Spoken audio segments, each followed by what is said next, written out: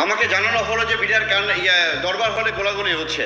আমি সঙ্গে সঙ্গে আমার গাড়ি পাশেই ছিল, আমি গাড়িতে উঠে দ্রুত আমি ধানমন্ডি ক্যাম্পে চলে আসি, ধানমন্ডি ফিজিক্যাল ট্রেনিং ক্যাম্পে। সেখান থেকে আমি 7টা AK-47 ড্র করি, প্রায় 2000 রাউন্ড নিই, আমার সাথে আরও 7 জনকে সঙ্গে নিয়ে নিই। আমি 10টার ভিতরে পৌঁছে যাই 4 নম্বর গেটের কাছে, এখানে জাপান ফ্রেন্ডশিপ হসপিটালের উল্টা দিকে আমি যে ওখানে অবস্থান নিই। তখনও গেটে কিন্তু 2 থেকে 3 জন সৈনিক পাহারা দিচ্ছিল, 1টা-2টা গুলি আসছিল। এর ভিতরে আমি এডিজি কর্নেল রেজানুরকে জানালাম, ডিজি হাসান মাহমুদকে জানালাম। আপনি জানেন এই হাসান মাহমুদ পরবর্তী যে পুলিশের সে IGP হয় এবং স্পেনের রাষ্ট্রদূত হয়, এবং কর্নেল রেজাকে কিন্তু তারা পরে আপনার মেজর জেনারেল বানায়। MS ছিল, সে DUC ছিল। যে এরা কি করলো, আমাকে ফোন করে একটার পর একটা ফোন শুরু করলো যে জামান তুমি ভিতরে ঢুকবে না। তা আমি জিজ্ঞাসা করলাম, স্যার আমরা এখানে অফিসারদের তো মেরে ফেলতেছে, আমাদের কাছে আসতে গুলি শুরু হয়েছে। পরে যে না তুমি ভিতরে ঢুকবে না, আমরা প্রধানমন্ত্রীর সাথে বসেছি যমুনা ভবনে, উনি বলছে কেউ গোলাগুলি করবে না, উনি এটা শান্তিপূর্ণভাবে সমাধান করবেন। বিডিআর হত্যাকাণ্ড কোনো হত্যাকাণ্ড ছিল, এটা পরিকল্পিত একটি হত্যাকাণ্ড ছিল, যেখানে শেখ হাসিনা সরাসরি জড়িত এবং তার নানক মির্জা আজম তাপস প্রত্যেককে। আমি কয়েকটা ছোট্ট ছোট্ট ঘটনা বলি। সারাটা দিন আমাদেরকে ঢুকতে দিল না, সেনাবাহিনী আসলো, এসে আমার কাছে, তখন মেজর ওয়াকার ওয়াইসি ছিলেন 17 বেঙ্গলের, এখন বর্তমান সেনাপ্রধান। উনি একটা কোম্পানি নিয়ে আসলেন, আমাকে বলে জামান এখানে কি করবো। আমি বলি স্যার আপনাকে কি বলেছে, বলেছে না আমাকে তো ভিতরে ঢুকতে নিষেধ করছে। তো বলেছে স্যার তাহলে তো আসলেন কেন আপনারা, কেউ যদি ভিতরে না ঢুকি তোমরা খালি হাতে যুদ্ধ করবে।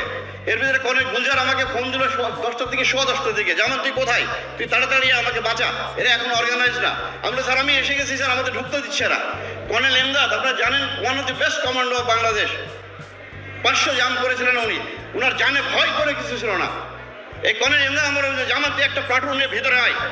আমি শাউট করতেছি কর্নেল রেজার সাথে যে স্যার আপনি যমুনা ভবন রাখেন, আমাদেরকে ভিতরে ঢুকতে দেন। আমার 5 নম্বর গেটে মেজর আমিন আছে, আমি এখানে আছি, প্রায় 150 আমার সঙ্গে র্যাবের সদস্যরা আছে, প্রত্যেকে আমরা আর্মড আছি, ঢুকতে দেয় না। বারবার খালি বলে ঢুকবো না কেউ, তোমরা ঢুকবো না কেউ, আমরা দেখতেছি। এর ভিতরে আপনার আমার কোর্স মেজর হাসান ফোন করলো, দোস্ত তুই আয়, এরা আমাদেরকে মেরে ফেলবে। আমি ঢুকতেছি, আমি একটু আগে যাই, গুলি আসে, আমি আবার ডানে যাই, বামে যাই, আমার সামনে দেখলাম একটা ছোট্ট বাচ্চা মারা গেল। এরপরও আমরা ওখান থেকে ছুটে আসতে চাই না, সারাটা দিন আমাদের সাথে এভাবে খেললো। এর ভিতরে 1:30টার দিকে দেখি আপনার এই মির্জা আজম, নানক, মাহবুবারা গিনি MP, মুস্তাক আহমেদ রুই MP, ওয়ারেসুল বেলাল, এদেরকে আমি একটা মুহূর্তের জন্য ভুলতে পারি না। আমার ইচ্ছে হচ্ছে গুলি করে হত্যা করি ওদেরকে। ওরা দেখি পতাকা হাতে করে ওখানে যাচ্ছে, যে তারা ওদেরকে বের করে প্রাইম মিনিস্টারের কাছে নিয়ে গেল। পরে শুনি তাদের নাকি বিরিয়ানি খাইয়েছে। রাত্রি 8টা থেকে 9টার দিকে আপনার যে ঘটনা ঘটলো, হঠাৎ দেখি আপনার মির্জা আজমকে নিয়ে ভিতরে ঢুকলো সাহারা খাতুন। সে যে কোয়ার্টার থেকে কিছু বিডিআরের DD অফিসারদের আপনার ওয়াইফদেরকে বের করলো, আমাদের কোনো অফিসারদের ওয়াইফকে বের করলো না। তখন রাত্রি 9টা মির্জা আজম ঢুকেছে দরবার হলে। আমার কাছে তখন মেজর মুনির উপরে বেঁধেছিল আপনার সিলিংয়ের ভিতরে, এই মুনি এখনো বেঁচে আছে। এর সঙ্গে আমার কন্টিনিউয়াসলি যোগাযোগ, আমার সে মেসেজ পাঠাচ্ছে, আমি মুনি তুমি যেভাবে থাকো বেঁচে থাকো, তুমি করো না, কথা বলো না বলে সে মেসেজ দিচ্ছে স্যার মির্জা আজম ভিতরে ঢুকে উল্লাস করছিল, যে বলে যাচ্ছে সে কর্নেল গুলজারের লাশ খুঁজছিল, গুলজারকে মারা হয়েছে কিনা সে দেখতেছে, যে দেখে খুশি হয়েছে সে। কারণ এই কর্নেল গুলজার আমরা প্রায় 200-র ঊর্ধ্বে JMB-কে গ্রেপ্তার করি। আমি সেই 2005, 6, 7, 8 সালে র্যাবের CO ছিলাম। আমরা ওই শাহেক আব্দুর রহমান কর্নেল গুলজার গ্রেপ্তার করে, পরে সে ওখান থেকে বের হয়ে আসে। আমি যখন রাত্রি প্রায় 10টার দিকে যখন 26 তারিখে ভিতরে ঢোকার চেষ্টা করতেছিলাম, ঢুকতে দেয় না। এরপরে আমি নিরস্ত্র অবস্থায় আমি মেজর রাজন এবং আপনার মেজর ফয়সালকে তারপর জোর করে ভিতরে ঢুকে আমি যখন প্রথমে আমি চলে যাই, তখন রাত্রি বাজে 9টা, 26 তারিখ ডিজির বাসায় যেয়ে ঢুকলাম। ঢুকে দেখি রক্তাক্ত সব জায়গা, পিন অফ সাইলেন্স। তো আমি ভিতরে দোতলায় ঢুকে যখন ডিজির বেডরুমে ঢুকতে যাও, আমার পায়ের সঙ্গে একটা লাশ লাগলো। আমি ধরে নিয়েছিলাম হয়তো ডিজির ওয়াইফ কেউ হবে, পরে দেখি এটা কর্নেল দেলোয়ার।